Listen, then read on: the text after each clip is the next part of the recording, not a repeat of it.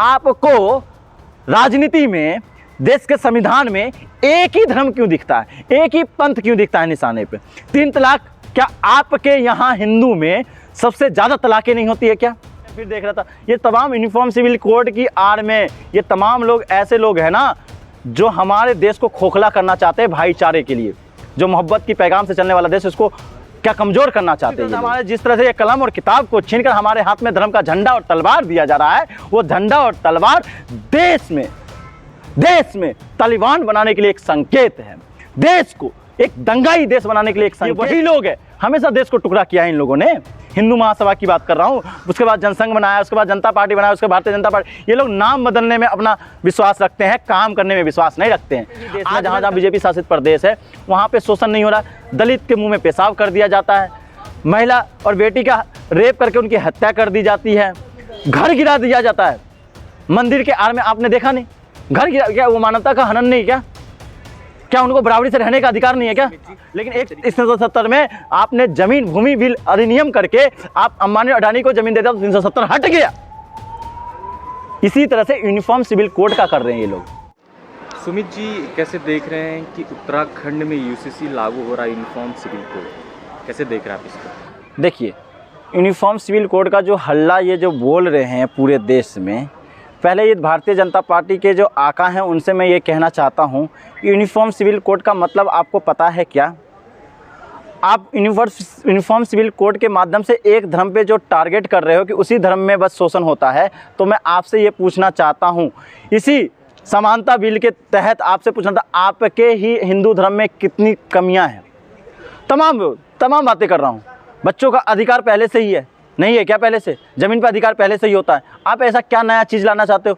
आप बस परेशान करना चाहते हो। परेशान किसको करना चाहते हो? जो लिविंग रिलेशनशिप में रह रहे हैं उनको परेशान करना चाहते हो, जो आज़ादी से रहना चाहते हैं उनको परेशान करना चाहते हो, और सरकार की गठजोड़ में लाना चाहते हो।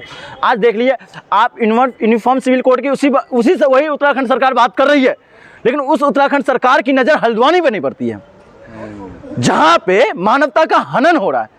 आप मानवता की बात कर रहे हो ना यूनिफॉर्म सिविल कोड के माध्यम से, तो सबसे बड़ी मानवता का हनन तो आपके प्रदेश में हो रहा है, जहां पे एक समुदाय को निशाना बनाया जा रहा है, जहां पे एक पंथ को निशाना बनाया जा रहा है, जहां गरीब तबके को निशाना बनाया जा रहा है, बस इस बात के लिए कि उसका कोई नेता नहीं है वहां पे, बस इस बात के लिए कि उसकी आवाज उठाने वाला कोई नहीं है, बस इस बात के लिए कि वो लोग मासूम हैं। आप मानवता की बात कीजिए तो उसमें हिंदू भी आता है, उसमें हिंदू में ही उसमें पिछड़ा भी आता है, उसमें दलित भी आता है, उसमें क्रिश्चियन भी आता है, सिख भी आता है, मुसलमान भी आता है। लेकिन जब आप बात नहीं करेंगे यूनिफॉर्म सिविल कोड बस एक यूज करा, जिस तरह से 370 की बात करना चाहता हूं मैं, इससे लिंक कर लूंगा मैं। 370 को जिस तरह से इन्होंने हवा बनाया कि हमने 370 कश्मीर से हटा दिया, लेकिन अभी तक हटा नहीं है।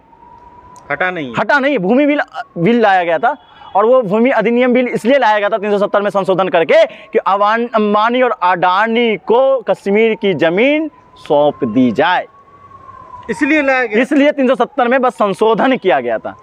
आप बताइए, जो 370 में इतना बड़ा संशोधन करने वाला, जहां प्राइम मिनिस्टर को हटा के एक प्राइम मिनिस्टर किया गया, वहां पे सेक्रेटरी हटा के एक सेक्रेटरी किया गया, वहां पे चुनाव लाया गया, वो 370 नहीं हटा। लेकिन एक 370 में आपने जमीन भूमि बिल अधिनियम करके आप अंबानी और अडानी को जमीन देता तो 370 हट गया।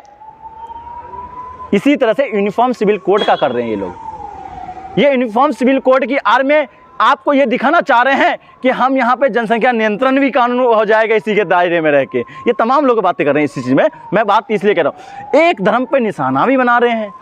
अब उसी तरह में यूनिफॉर्म सिविल कोड में ऐसा कोई जरिया ही नहीं है, उसमें कुछ नहीं निकल के आ रहा, बस हवा बनाने का काम कर रहे हैं। मैं कह रहा हूँ, आप ये बताइए, हल्द्वानी का कांड हो गया, महाराष्ट्र में देख लीजिए आप, राम मंदिर के उद्घाटन के दिन आपने कितने दंगे फैलाए, लेकिन ये भारतीय जनता पार्टी है भाई, ये सुरक्षित हाथों में है।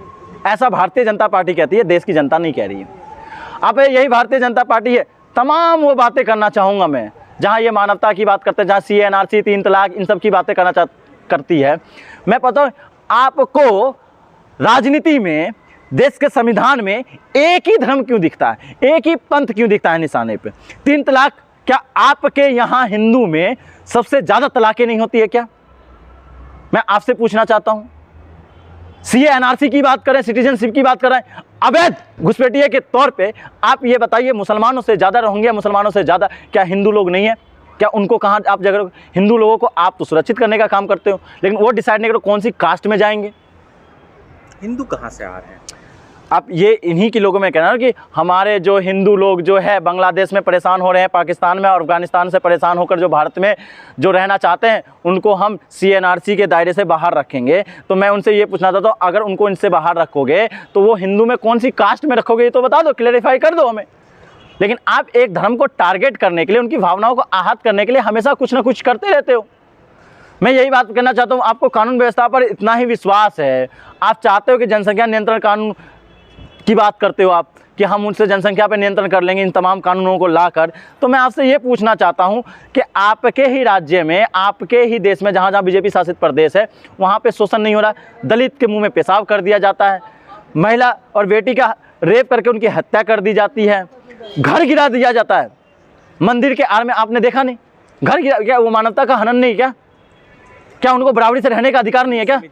जिस तरीके से हल्द्वानी में कहा जा रहा है कि वो अवैध मस्जिद जिसको गिराया जा रहा है, उसी जब बुलडोजर से पुलिस गिरा रही थी, उन पे पथराव किया गया और आप कह रहे हैं कि एक विशेष बल पे ये अतिक्रमण किया जा रहा है। देखिए पत्रकार महोदय, मैं ये पूछना चाहता हूँ उत्तराखंड सरकार से और तमाम बीजेपी के आला नेताओं से, मैं पूछना चाहता हूँ, रेलवे के बस हल्द्वानी में एक ही जगह अवैध कब्जा है क्या? धीरे धीरे उस पर काम नहीं, धीरे क्या होता है, धीरे क्या होता है, एक क्या होता है? भारतीय जनता पार्टी पहली बार कहीं शासन में आई है क्या? उत्तर प्रदेश में शासन में नहीं है क्या? मध्य प्रदेश में 20 साल से शासन में, गुजरात में 20 साल से शासन, वहाँ कितनी जमीन है जो रेलवे का अवैध कब्जा पे? क्या वहाँ पे मुसलमान ही है क्या? क्या वहाँ पे हिंदू नहीं है क्या? क्या वहाँ पे दूसरे और धर्म के लोग नहीं है क्या? या मैं वहीं के ले रहा हूँ, मैं हरिद्वार में रेलवे की जमीन पे कितने कब्जा है? हरिद्वार के अंदर भेल की जमीन पे कितने अवैध कब्जा है? ज्वालापुर में अवैध जमीन पे कितने कब्जा है? मैं आपसे ही पूछना चाहता हूँ, आप ही जवाब दीजिए। लेकिन आप एक धर्म को निशाना बना रखे हो, पंथ को निशाना बना रखे हो, उनको परेशान करने के लिए आपने एक ही जरिया बना रखा है कि किस तरह से उनको परेशान किया जाए, और उनको परेशान करने के जरिए के वोट की राजनीति करा जाए, और जो मूल मुद्दा जो हमारी है, जो प्राथमिक मुद्दा है जो हमारी, वो कहीं ना कहीं भटक जाए। क्या हमारा मुद्दा रोजगार नहीं होना चाहिए, नारी सुरक्षा नहीं होना चाहिए, हमारा मुद्दा ये तमाम किसान के लिए हित की बात नहीं होना चाहिए, हक और अधिकार की बात नहीं होनी चाहिए, लेकिन वो तमाम मुद्दे को भटका के आप कहाँ ले जाते हो? धर्म पे ले जाते हो। और धर्म की धार्मिक उन्माद जो फैलाने वाले लोग हैं ना, ये कहीं ना कहीं हमारे लिए खतरे की घंटी है। ये जो इफेक्ट है, जो इसका असर होगा, आने वाले 10 साल के बाद होगा। 10 साल बाद होगा? 10 साल बाद होगा। जिस तरह से आज़ादी होने के 70 साल बाद हम सशक्त हुए कलम और किताब के माध्यम में, उसी तरह से हमारे जिस तरह से ये कलम और किताब को छीनकर हमारे हाथ में धर्म का झंडा और तलवार दिया जा रहा है, वो झंडा और तलवार देश में तालिबान बनाने के लिए एक संकेत है, देश को एक दंगाई देश बनाने के लिए एक संकेत है। देश को कहीं ना कहीं वो उस मोड़ पे ले जाना चाहते हैं जहाँ पे ये देश को टुकड़ा करना चाहते हैं। ये वही लोग हैं, हमेशा देश को टुकड़ा किया है इन लोगों ने। हिंदू महासभा की बात कर रहा हूँ, उसके बाद जनसंघ बनाया, उसके बाद जनता पार्टी बनाया, उसके बाद भारतीय जनता पार्टी। ये लोग नाम बदलने में अपना विश्वास रखते हैं, काम करने में विश्वास नहीं रखते हैं।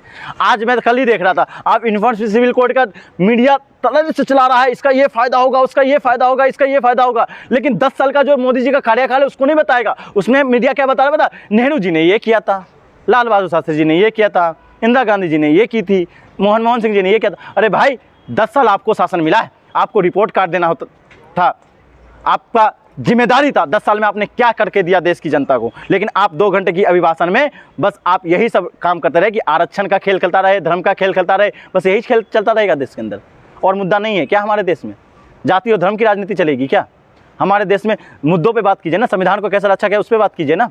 आज मैं फिर देख रहा था, ये तमाम यूनिफॉर्म सिविल कोड की आड़ में ये तमाम लोग ऐसे लोग हैं ना जो हमारे देश को खोखला करना चाहते हैं भाईचारे के लिए, जो मोहब्बत की पैगाम से चलने वाला देश, इसको क्या कमज़ोर करना चाहते हैं ये लोग।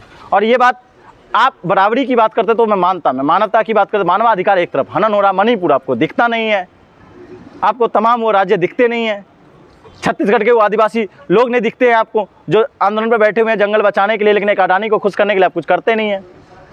आप ये तमाम बातें मैं कहना चाहता हूँ, ये तमाम मुद्दों पे बात कीजिए।